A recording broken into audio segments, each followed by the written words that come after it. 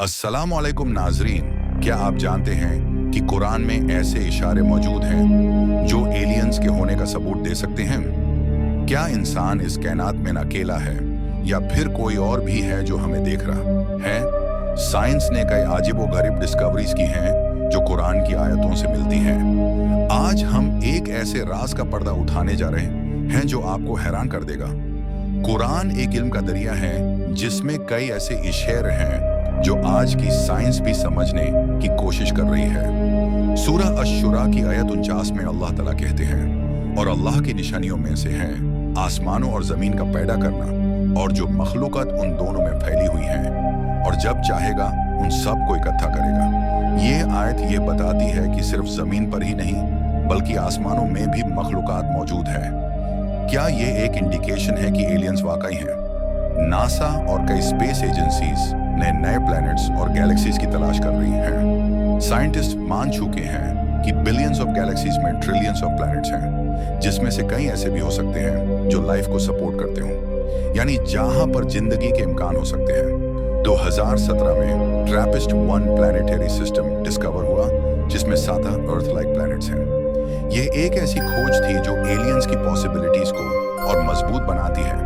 लेकिन सबसे बड़ा सरप्राइज ये है कि कुरान ने 1400 साल पहले ही ये बात कह दी थी कि जमीन के अलावा भी मखलूकात हैं। इस्लामिक टीचिंग्स के मुताबिक जिन इंसानों के साथ एक और मखलूक है जो अलग डिमेंशन में रहते हैं। ये बिना किसी रोक टोक के दुनिया के बाहर घूम सकते हैं और उनका जिक्र भी कुरान में है। सूरह अल जिन्न आयत नंबर भागिया में लिखा है, और हमने आसमान को देखा तो देखा कि वो पुराने वक्त की तरह महफूज नहीं रहा। हम सुनना चाहते थे मगर अब हर जगह पर एक तीखी आग हमें घेरा डाले है। ये इस बात की तरफ इशारा है कि एक और दुनिया मौजूद है जो इंसान के नजर से छुपी हुई है। क्या हो सकता है कि एलियंस असल में जिन्न हैं? इस्लाम के मुताबिक जिन एग्जिस्ट करते हैं। दुनिया भर से यूएफओ साइटिंग्स की 1000 रिपोर्ट्स आती हैं, लेकिन क्या ये मखलूकात वही हैं जिनका जिक्र कुरान में है?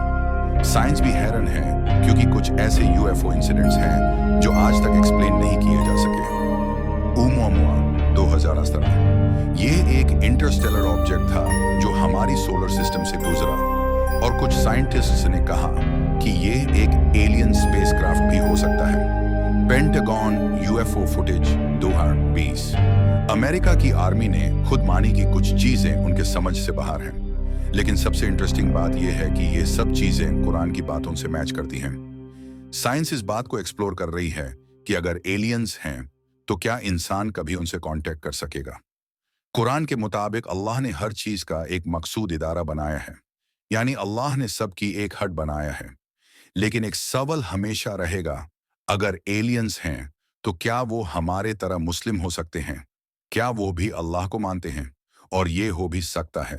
सूरह रहमान आयत नंबर 55 में लिखा है, ए जिन्नत और इंसान के गिरोह, अगर तुम आसमान और जमीन की हद से बाहर निकाल सकते हो तो निकाल जाओ, मगर बिना एक बुजुर्ग कुदरत के तुम नहीं निकाल सकते।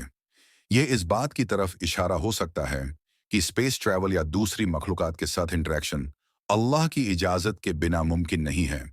आज साइंस नए नए डिस्कवरीज कर रही है जो कुरान की बातों से मैच करती हैं। क्या एलियंस वाकई हैं? क्या इंसान उनसे कभी मिलेगा? ये सब एक राज है जो वक्त के साथ साफ होगा। लेकिन एक बात तो तय है, कुरान एक ऐसी किताब है जो हर दौर की साइंस से आगे है। ये कायनात एक बहुत बड़ा धमाका होने से बनी, और यही कुरान 1400 साल पहले कह चुका है। आसमान और जमीन एक साथ थे, फिर हमने उन दोनों को अलग किया। सूरह अल अनबिया आयत नंबर 21। आज की साइंस कहती है कि हर जिंदा चीज का आगाज पानी से हुआ, और कुरान इस बात की तस्दीक करता है, और हर जिंदा चीज को हमने पानी से पैदा किया। सूरह अल अनबिया आयत नंबर 21। साइंस के मुताबिक पहाड़ों के नीचे गहरी जगहें होती हैं जो जमीन को मजबूत रखती हैं।